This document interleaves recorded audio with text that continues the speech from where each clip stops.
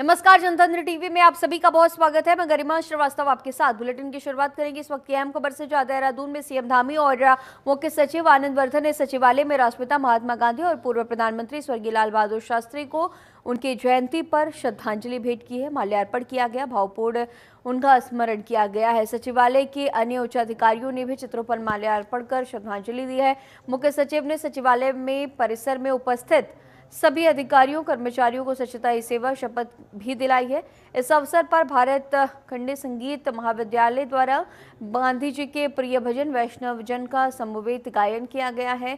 साथ ही सीएम धामी ने जन जागरूकता रैली को हरी झंडी दिखाई और वन्य जीव सप्ताह 2025 के तहत रैली निकाली गई है। सीएम धामी ने महात्मा गांधी को श्रद्धांजलि इस दौरान भेंट की है और इसके साथ ही साथ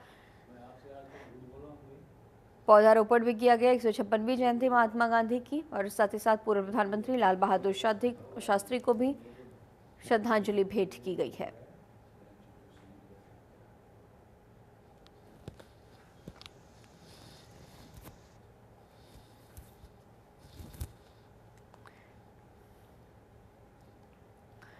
और बापू के चित्र पर, लाल बहादुर शास्त्री के चित्र पर माल्यार्पण करते हुए उन्हें श्रद्धा सुमन भेंट करते हुए सीएम नजर आए हैं। इसके साथ ही तमाम अधिकारियों की भी मौजूदगी, सभी माल्यार्पण करते हुए पुष्प अर्पित करते हुए नजर आए।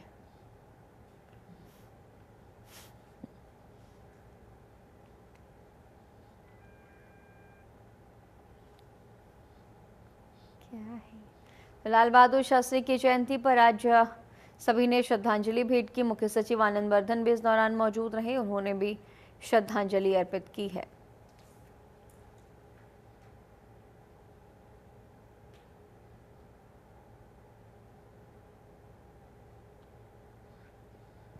सीएम धामी ने महात्मा गांधी को श्रद्धांजलि दी। ये तस्वीरें देखिए।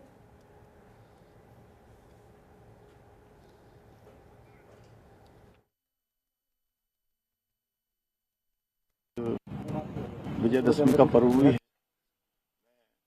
विजयदशमी पर्व सभी को बधाई देता हूँ, शुभकामनाएं देता हूँ। अधर्म पर धर्म की जीत के रूप में, अन्याय पर न्याय की जीत के रूप में प्रत्येक वर्ष हम विजयदशमी मनाते हैं। हमारे अंदर कहीं भी जो भी इस प्रकार की खराबियां हैं, कमियां हैं, उन सभी को आज का दिन विस्मृत करने का, छोड़ने का दिन भी है।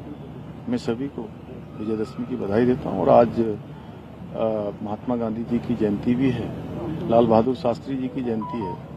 उन दोनों महापुरुषों को भी नमन करता हूँ। और राष्ट्रीय स्वयंसेवक संघ का शताब्दी समारोह दिल्ली के डॉक्टर अंबेडकर इंटरनेशनल सेंटर से शुरू किया गया। इस मौके पर पीएम नरेंद्र मोदी नई दिल्ली के आरएसएस के योगदान को दर्शाने वाला स्मारक डाक टिकट और सिक्का उन्होंने जारी किया। इसी को लेकर सीएम धामी ने कहा कि 100 वर्षों की राष्ट्रीय स्वयंसेवक संघ की यात्रा देश के वैभव को आगे बढ़ाकर राष्ट्रवाद और समाज का निर्माण करना है। 100 वर्षों के तहत विभिन्न कार्यक्रम का आयोजन हो रहा है जो सबके लिए अनुकरणीय है। 100 वर्षों की राष्ट्रीय स्वयंसेवक संघ की यात्रा देश के वैभव को आगे बढ़ाने के लिए, देश के अंदर राष्ट्रवाद के निर्माण में व्यक्तियों का निर्माण करना हो, समाज का निर्माण करना हो, कोई आपदा की स्थिति हो, देश के लिए कहीं पर लोगों को खड़ा करना हो, हर प्रकार से नैतिक रूप से, चारित्रिक रूप से, सांस्कारिक रूप से, हर दृष्टि से वैभव काल रहा है 100 वर्षों का। और उसमें पूरे देश के अंदर अनेक कार्यक्रम हो रहे हैं और निश्चित रूप से ये हम सब के लिए भी जो है कहीं ना कहीं करणीय है, अनुकरणीय है। सीएम धामी ने पिथौरागढ़ और अल्मोड़ा जिले को जोड़ने वाली नई हेलीकॉप्टर सेवाओं का उद्घाटन किया। इससे कनेक्टिविटी बढ़ेगी और पर्यटन को बढ़ावा भी मिलेगा। पिथौरागढ़ और मुनस्यारी के साथ हल्द्वानी और अल्मोड़ा के बीच एक नई हेलीकॉप्टर सेवा का वर्चुअल उद्घाटन किया गया है। उन्होंने कहा कि इन क्षेत्रों की प्राकृतिक सुंदरता, संस्कृति, पर्यावरण और विरासत पर्यटकों के लिए आकर्षण का केंद्र है और नई सेवाओं से यात्रा का समय काफी कम होगा और कनेक्टिविटी में भी सुधार होगा। आज हम उड़ान योजना के अंतर्गत पिथौरागढ़ से मुनस्यारी के साथ साथ हल्द्वानी से अल्मोड़ा के बीच हेली सेवाओं का शुभारंभ करने जा रहे हैं। भाइयों बहनों, अल्मोड़ा उत्तराखंड का प्राचीन नगर होने के साथ साथ ऐतिहासिक एवं सांस्कृतिक रूप से भी अत्यंत महत्वपूर्ण है। अल्मोड़ा की प्राकृतिक सुंदरता, शांत वादियां, हरे भरे पहाड़, ऐतिहासिक मंदिर, समृद्ध संस्कृति देश और दुनिया भर के पर्यटकों को, श्रद्धालुओं को आकर्षित करती है। साथ ही नंदा देवी मंदिर, कसार देवी मंदिर, बिनसर वाइल्ड लाइफ सेंचुरी जैसे स्थल अल्मोड़ा को विशेष बनाते हैं। इसके साथ ही यहाँ के हस्तशिल्प, ऊनी वस्त्र, स्थानीय व्यंजन भी अपनी एक विशिष्ट पहचान रखते हैं। इस हेली सेवा की शुरुआत से अब इन प्राकृतिक और सांस्कृतिक धरोहरों का आनंद लेने वाले पर्यटक आसानी से अल्मोड़ा तक पहुंच सकेंगे। वर्तमान में हल्द्वानी से अल्मोड़ा में पहुंचने में लगभग 4 घंटे लग जाते हैं और इस सेवा के प्रारंभ होने से ये यात्रा कुछ ही मिनटों की रह जाएगी, जिससे किसी इमरजेंसी की स्थिति में इन क्षेत्रों में रहने वाले लोगों को भी बहुत मदद मिल सकेगी। सीएम धामी ने देहरादून में शहरी विकास विभाग की विभिन्न योजनाओं के शिलान्यास और उद्घाटन समारोह में भाग लिया है। इस दौरान उन्होंने कहा कि इन सब से रोजगार के अवसर बढ़ रहे हैं, पर्यटन के क्षेत्र में, कृषि के क्षेत्र में नई संभावनाओं के द्वार भी खुल रहे हैं। इसी का परिणाम है कि विभिन्न चुनौतियों के बावजूद हमारे प्रदेश ने उल्लेखनीय रूप से उपलब्धियां हासिल की हैं और नए नए कीर्तिमान स्थापित किए हैं, जिनकी पहुंच आज हमें पूरे देश में सुनाई दे रही है। में केवल रोजगार के अवसर बढ़ रहे हैं, बल्कि पर्यटन के क्षेत्र में, कृषि के क्षेत्र में नई संभावनाओं के द्वार भी खुल रहे हैं। इसी का परिणाम है विभिन्न चुनौतियों के बावजूद हमारे प्रदेश ने उल्लेखनीय रूप से उपलब्धियां हासिल की हैं और नए नए कीर्तिमान स्थापित किए हैं, जिनकी गूंज आज हमें पूरे देश में सुनाई दे रही है। ये हम सभी के लिए गर्व का विषय है कि नीति आयोग द्वारा जारी सतत विकास के लक्ष्यों को प्राप्त करने में इंडेक्स में हमारे प्रदेश को देश में पहला स्थान प्राप्त हुआ। पूर्व कैबिनेट मंत्री हरक सिंह रावत के पिता नारायण सिंह रावत के कुछ दिन पहले आकस्मिक निधन हो गया था। इसको लेकर अपनी शोक संवेदनाएं प्रकट करने पूर्व मुख्यमंत्री रमेश पोखरियाल निशंक श्रीनगर में उनके आवास पर पहुंचे हैं और उनके परिवार से मुलाकात भी की। उन्होंने कहा कि व्यक्तिगत तौर पर भी उनके पिता के साथ अच्छे संबंध रहे हैं। अचानक इस तरह से दुखद समाचार से उनका भी मन काफी व्यथित है। वहीं इस दुख की घड़ी में बद्रीनाथ विधायक लखपत बुटोला और कांग्रेस जिला अध्यक्ष विनोद नेगी समेत कई नेता मौजूद रहे। अन्य कांग्रेसियों ने भी मुलाकात की है। हरक सिंह रावत के घर में शोक संवेदना प्रकट करने वालों में विभिन्न राजनेताओं और जनप्रतिनिधियों और उनके करीबी लोगों के आने का सिलसिला जारी है। हरक सिंह जी के पिताजी का भी कुछ ही दिन पहले देहांत हुआ। ताऊ जी से मेरे बहुत घनिष्ठ संबंध थे। मुझे व्यक्तिगत भी बहुत स्नेह और प्यार करते थे। तो हम लोगों के लिए बहुत दुखद ये समाचार था कि उनका देहांत होगा, वो भी अचानक। 90 वर्ष की आयु में भी वो चलते फिरते रहे और अंत क्षण तक। तो आज मैं ताई जी को भी मिलने आए यहाँ और हरक सिंह जी को भी संवेदना व्यक्त करने के लिए हम सब लोग आए। देखिए, पूर्व कैबिनेट मंत्री माननीय हरक सिंह रावत जी के जो पिताजी थे, उन्होंने देश की सेवा भी की। बहुत लंबे समय तक इस देश के सेवा में हो रहे और उनका स्वर्गवास हुआ विगत दिनों में। और पूरे प्रदेश से, देश से सब लोग उनको यहाँ पे परिवार से मिलने के लिए, शोक संवेदना देने के लिए आए। उसी परिप्रेक्ष्य में मैं भी आया हूँ और मैं इस दुख की घड़ी में पूरे परिवार के साथ खड़ा हूँ। पूरा उत्तराखंड उनके साथ खड़ा है और हम चाहते हैं कि ईश्वर से प्रार्थना करता हूँ बद्रीनारायण से कि मृत आत्मा को अपने स्थान में, अपने चरणों में स्थान दे और उनकी आत्मा को। वहीं देहरादून में एसआईआर को लेकर कांग्रेस नेता हरीश रावत ने बड़ा बयान दिया, जिसमें उन्होंने कहा कि चुनाव आयोग ने अपनी विश्वसनीयता खो दी है और बिहार चुनाव से पहले वे जिस कवायद को एसआईआर कह रहे हैं, उन्होंने जो सूची जारी की है उसमें वे बार बार कहती हैं कि घुसपैठिए हैं, लेकिन अब उन्हें हमें बताना चाहिए कि मतदाता सूची से कितने घुसपैठियों के नाम हटाए गए। चुनाव आयोग ने अपनी विश्वसनीयता खो दी है और इसीलिए ये सवाल उठाए जा रहे हैं। हाँ, चुनाव आयोग ने अपनी विश्वसनीयता बहुत कम कर दी है और बिहार के चुनाव से पहले ये जिसको एसआईआर कह रहे हैं वो करवा करके और अपनी भत पिटा दी। अब वो जो उन्होंने लिस्ट जारी की है, इतना कहा कि इसमें घुसपैठिए घुसपैठिए घुसपैठिए। अब जरा बताएं तो सही कितने घुसपैठिए हैं जिनको मतदाता सूची से बाहर किया है, ये बताएं। और साथ साथ अब ये आंकड़े सामने आएंगे कि कितने जेन्युइन लोगों के नाम काटे हैं, वो देखेंगे। और जो नए जुड़े हैं, अब तो भाजपा के पास जो पोर्टेबल मतदाता हैं, जिनको इस राज्य उस राज्य, इस विधानसभा उस विधानसभा सब जगह ले जाकर के वोट डलवाते हैं, ऐसे लोग बिहार में भी कितने हैं।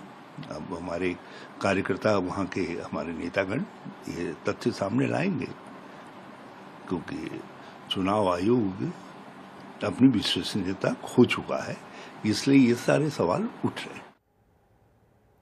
देहरादून में आज दशहरे का त्योहार मनाया जाएगा। देहरादून के परेड ग्राउंड में दशहरे के मेले का आयोजन होगा। 121 फीट के रावण का पुतला आकर्षण का केंद्र बना है। साथ ही सुरक्षा के पुख्ता इंतजाम किए गए हैं। शाम 6 बजे रावण दहन किया जाएगा। जगह जगह पुलिस बल की तैनाती रहेगी।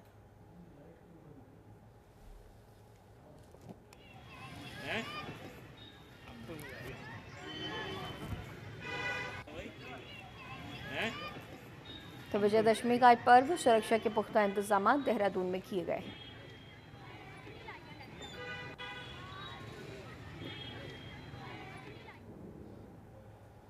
रुड़की में बीते कई वर्षों से सार्वजनिक दुर्गा पूजा समिति बंगाली समाज द्वारा दुर्गा पूजा का भव्य आयोजन किया जा रहा है, जो इस बार भी पूरे उत्साह और श्रद्धा के साथ मनाया जाएगा। ये आयोजन 28 सितंबर से आरंभ होकर विजयदशमी यानी आज तक चलेगा। समिति की ओर से विशेष रूप से बंगाली परंपरा के अनुसार पूजा अर्चना की जाती है। पूजा के पंडाल में मां दुर्गा की मनमोहक प्रतिमा स्थापित की गई है और रोजाना पूजा, आरती और सांस्कृतिक कार्यक्रमों के जरिए भक्तों को आध्यात्मिक अनुभूति कराई जा रही है। तो वहीं विशेष रूप से बंगाली परंपरा के अनुसार सिंदूर खेला का आयोजन भी आज किया जाएगा।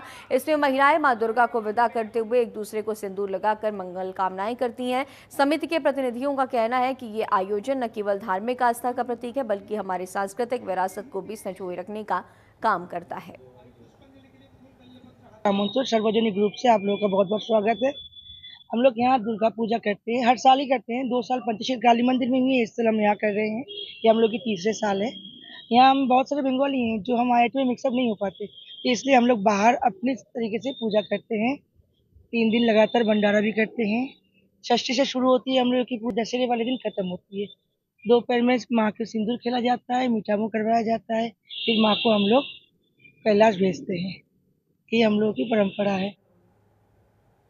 लक्सर में मंडल महामंत्री की पोस्ट के विवाद में खानपुर पुलिस ने शांति भंग की धारा 151 में चालान किया है। इसको लेकर नाराज बीजेपी कार्यकर्ताओं ने खानपुर थाने पर धरना दिया। मंडल महामंत्री की गिरफ्तारी के बाद बीजेपी कार्यकर्ताओं के साथ बीजेपी जिला अध्यक्ष पूर्व विधायक कुंवर प्रणव सिंह और कई मंडल महामंत्री लक्सर तहसील में धरने पर बैठ गए। खानपुर मंडल महामंत्री की रिहाई को लेकर मांग कर रहे थे। लक्सर तहसील में कई थानों की फोर्स भी मौजूद है। भाई साहब, उसके पूरा देश जानता हो एक ब्लैकमेलर है, जो बात सच्चाई कहते हैं इसलिए मुकदमे दर्ज करवाता है। ब्लैकमेलर है वो, सबको पता नहीं कहाँ कहाँ ब्लैकमेल कर रहा है, किस हिसाब से ब्लैकमेल कर रहा है। मैं तो खुल के कहता हूँ ब्लैकमेलर है ये। मेरे ऊपर पर्चा दर्ज करवाया है, मैं जाऊंगा जेल और कल से पत्थर भी मारूंगा उस पर, करवाया मुकदमा दर्ज।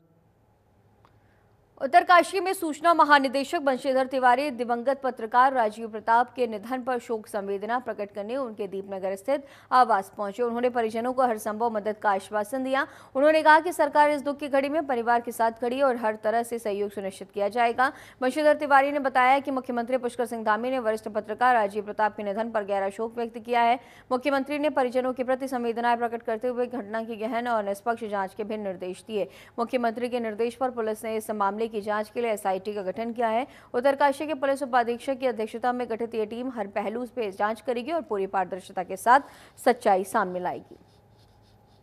दिनांक 19 को राजीव प्रताप के परिवारजनों द्वारा राजीव की मिसिंग के संबंध में थाने में सूचना दी गई थी। उसके पश्चात हमारे द्वारा जो विभिन्न सीसीटीवी फुटेजेस का अवलोकन किया गया, जिसके पश्चात हमको ये पता चला कि 18 तारीख की रात में राजीव प्रताप अपने दोस्तों के साथ थे और उसके बाद अपने दोस्त की गाड़ी लेकर के गंगोरी की तरफ चले गए थे।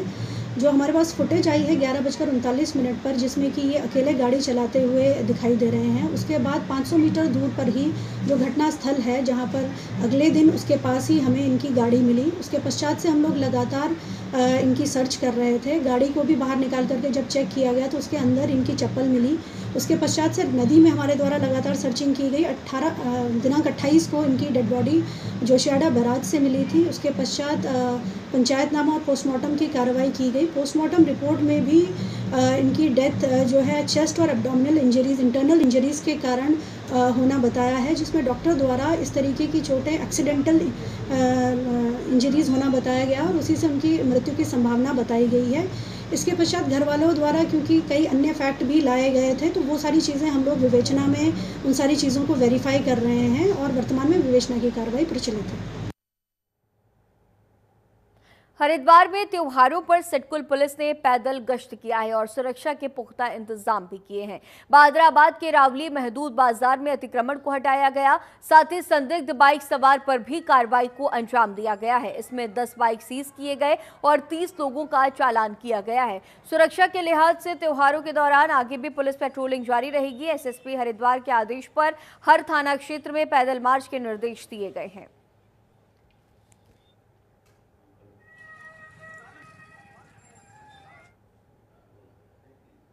और चलिए आगे बढ़ेंगे, जहां हरिद्वार में टिहरी विस्थापितों की जमीन के बाद अब इससे लगी उत्तर प्रदेश सिंचाई विभाग की जमीन पर भूमाफियाओं की टेढ़ी नजर है। यहां के सुमन नगर में यूपी सिंचाई विभाग की जमीन पर ही रातों रात अवैध निर्माण हो रहा है। और करने वाली बात यह है कि जहां अवैध निर्माण हो रहा है उसकी सीमा रानीपुर कोतवाली की सुमन नगर पुलिस चौकी से लगी हुई है। लोगों की शिकायत पर मौके पर पहुंचे उत्तर प्रदेश सिंचाई विभाग के अधिकारियों ने निर्माण कर रहे ठेकेदार और मजदूरों का अवैध तत्काल निर्माण रोकने की चेतावनी दी है। यूपी सिंचाई विभाग की जमीन पर हो रहे इस अवैध निर्माण की आड़ में भूमाफिया अवैध कॉलोनी विकसित करने की कोशिश में था। इस दौरान सिंचाई विभाग ने अवैध निर्माण करने वालों को कड़ी फटकार लगाते हुए अवैध निर्माण ध्वस्त करने और कानूनी कार्रवाई की चेतावनी भी दी है।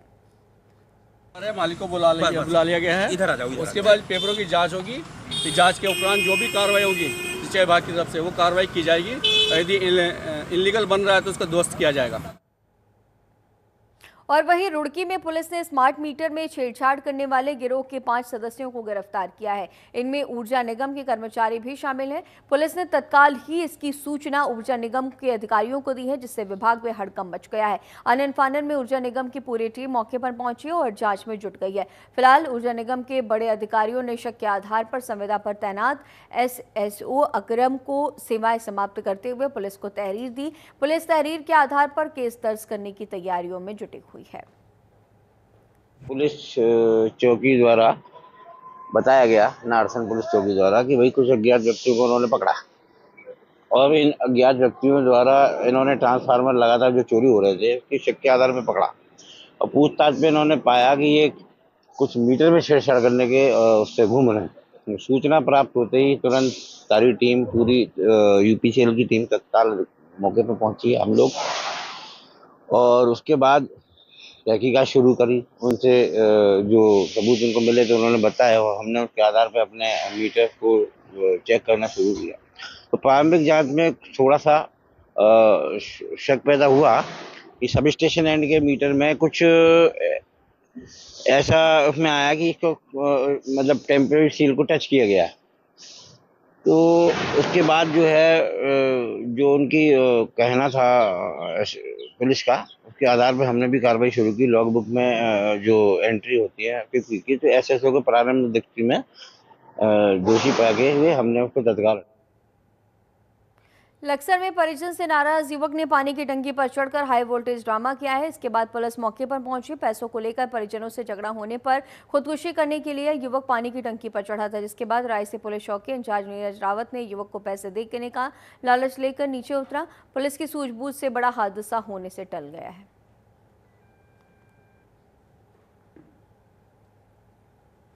हरिद्वार के ज्वालापुर क्षेत्र में हरिलोक तिराहे पर तेज रफ्तार कार ने बाइक सवार युवक को टक्कर मार दी है। हादसे में युवक की मौके पर ही मौत हो गई। ज्वालापुर घोसियान निवासी सलामत खान बीएचईएल में संविदा कर्मी थे। पुलिस ने शव को कब्जे में लेकर पोस्टमार्टम के लिए भेज दिया है। युवक की मौत से परिजनों में कोहराम मच गया है। एसपी क्राइम जितेंद्र मेहरा ने बताया है कि मृतक की शिनाख्त कर परिजनों को इसकी सूचना दे दी गई है। परिजनों की लिखित तहरीर आने पर आरोपी चालक के खिलाफ मुकदमा दर्ज कर सख्त कार्रवाई की जाएगी। सर रात में घटना हुई है और लगातार हादसे बढ़ रहे हैं। कल रात भी एक दर्दनाक हादसा हुआ जिसमें एक हेक्टर के द्वारा बाइक सवार को कुचल दिया गया है, जिसकी मौके पे ही मृत्यु हो गई है। और इसी संदर्भ में मैं सबसे एक अपील करना चाहूँगा कि आप यातायात नियमों का पालन करें। त्योहार का सीज़न भी आ रहा है। आप देख रहे हैं कि लगातार एक्सीडेंट भी बढ़ रहे हैं। तो अगर आप यातायात नियमों का पालन करेंगे, रेड लाइट जंप नहीं करेंगे, वाहन चलाते वक़्त मोबाइल फ़ोन का प्रयोग नहीं करेंगे, तो उससे आपको ज़्यादा सुरक्षा रहेगी। और अपने आप को सुरक्षित करते हुए, हेलमेट लगाते हुए, कहीं आप सिग्नल ना तोड़ें, गलत दिशा में वाहन को ना चलाएँ और अपने आप को बचाते हुए सतर्क तरीके से यातायात नियमों का पालन करते हुए आप अपनी यात्रा को सुचारू रूप से संपन्न करें। और उत्तराखंड के इस खास बुलेटिन में फिलहाल इतना ही। खबरों का सिलसिला लगातार जारी रहेगा। बने रहिए जनतंत्र टीवी के साथ। नमस्कार।